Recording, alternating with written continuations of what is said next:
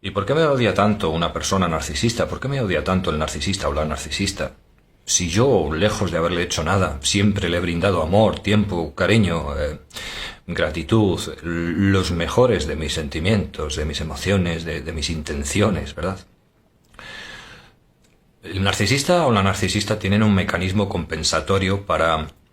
evadir su baja autoestima y el desprecio que sienten por sí mismos, básicamente.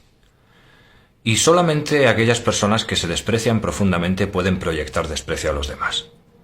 Son envidiosos, son calumniadores, difamadores, y cuando existe un componente en ese mecanismo compensatorio a la baja autoestima, psicopático, en muchas ocasiones en un trastorno narcisista existe el elemento de la psicopatía, especialmente en el descarte, que es cuando más disfrutan del sufrimiento emocional y psicológico que producen haciendo fechorías emocionales a sus víctimas, es que el narcisista o la narcisista necesitan destruir,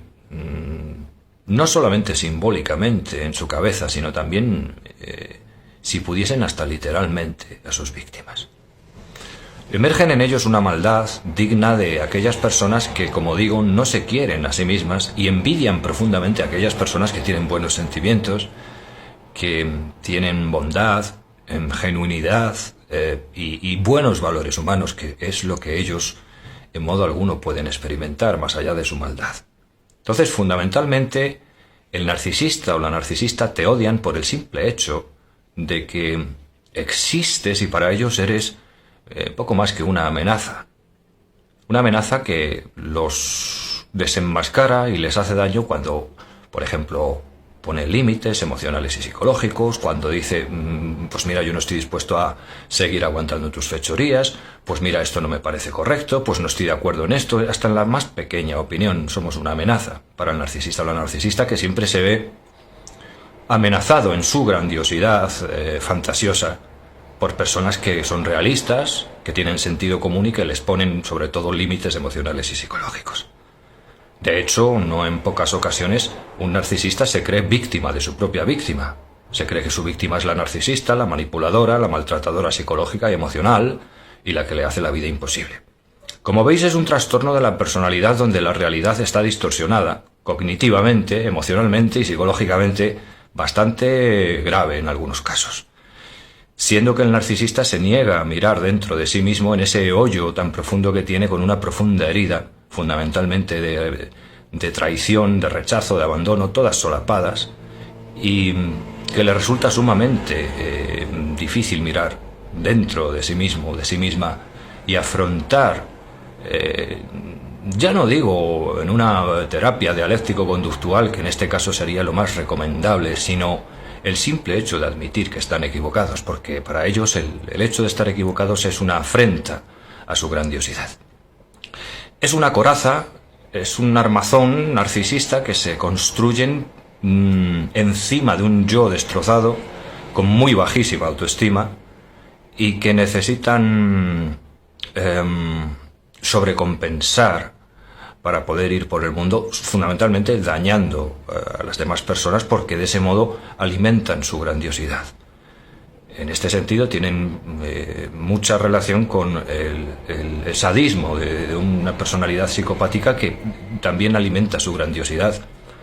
dañando a los demás, siempre que estemos hablando evidentemente de un narcisista psicopático o de un narcisista maligno perverso. Porque también es posible que existan personas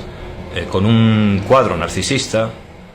más leve o moderado, que no sea tan grave y que sin embargo no sean sádicos emocionalmente y que, bueno, pues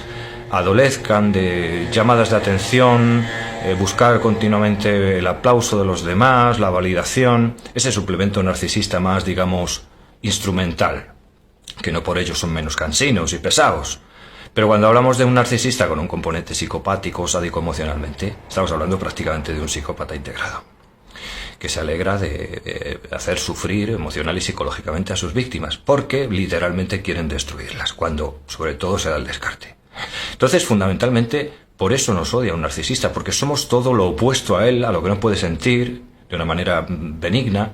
bondadosa, genuina. Eso ya le da una envidia terrible, la empatía, los sentimientos buenos. El narcisista o la narcisista, cuando te descartan, te quieren ver completamente destruido. Por eso publican fotos y vídeos en las redes sociales. Por eso si hay hijos de por medio van a estar manipulando siempre que puedan para hacer daño. Por eso si hay pleitos legales van a poder tratar de sacar todo el dinero que puedan y más. Te van a hacer la vida imposible, si te pueden desahuciar económicamente, en fin, de la manera que puedan siempre van a hacerte la vida imposible. Te pueden difamar, tanto en la vida real como en las redes sociales, calumniar, manchar tu imagen todo lo que puedan. En fin, son personalidades realmente psicopáticas. Entonces, las personas que albergan la esperanza, digamos, de que un narcisista o una narcisista, si estamos hablando de un trastorno grave o moderado, se recupere, no es tanto albergar esa esperanza que no existe, porque es un trastorno completamente egosintónico donde ellos se creen los amos y señores del universo y los únicos que tienen razón, sino que además lo que hay que hacer es poner en la medida de nuestras posibilidades tierra de por medio, contacto cero y no querer volver a saber nunca nada más de esa persona, pero lo más mínimo. Porque incluso después del descarte o de que nos hayamos marchado de la relación, si nosotros seguimos sabiendo de esa persona o seguimos expuestos, por ejemplo, a través de las redes sociales, sin cambiar de número de teléfono, a sus calumnias, a sus difamaciones, a que contacte con nosotros, a que nos insulte, eso puede repercutir gravemente, otra vez, nuevamente, en nuestra salud psicológica y emocional. Tenemos que hacer un contacto cero absoluto, si está en nuestras manos. Y si hay de por medio hijos, pleitos legales, etcétera, pues buscar a personas que medien por nosotros, ya sean abogados, familiares, amigos, amigas, y tratar de cortar todo el vínculo con esa persona porque son realmente destructivos, especialmente en la época del descarte y posterior difamación, calumnias, y quieren ver a la víctima, que siempre la han envidiado y siempre la han odiado, pero ahora, cuando ya se han quitado la máscara y ya no les importa, más que nada porque la víctima los ha descubierto y ya pues no tienen nada mejor que hacer que mostrarse tal y como son, pero además, lo más paradójico del asunto, mostrándose sumamente ofendidos, porque son ellos, como digo, los manipulados, los estafados emocionalmente, los vapuleados, los que han sido dañados, y por eso un narcisista tiene fama de difamador y de victimista, porque es que realmente ellos se creen que son las víctimas de la película, las Caperucitas Rojas del cuento. Es un trastorno de la personalidad, como digo, bastante complicado, donde la realidad se distorsiona no solo para el narcisista, sino que él también proyecta una realidad distorsionada, haciéndose siempre la víctima de sus víctimas. Y más allá de las explicaciones científicas, que si el córtex prefrontal, la amígdala, que no emiten empatía, emociones, sentimientos, estaríamos hablando básicamente de una condición de psicopatía, en mayor o menor grado, porque esto no es todo o nada, blanco o negro, siempre hay niveles, pero en una personalidad narcisista, especialmente cuando se da un contexto de descarte, ruptura,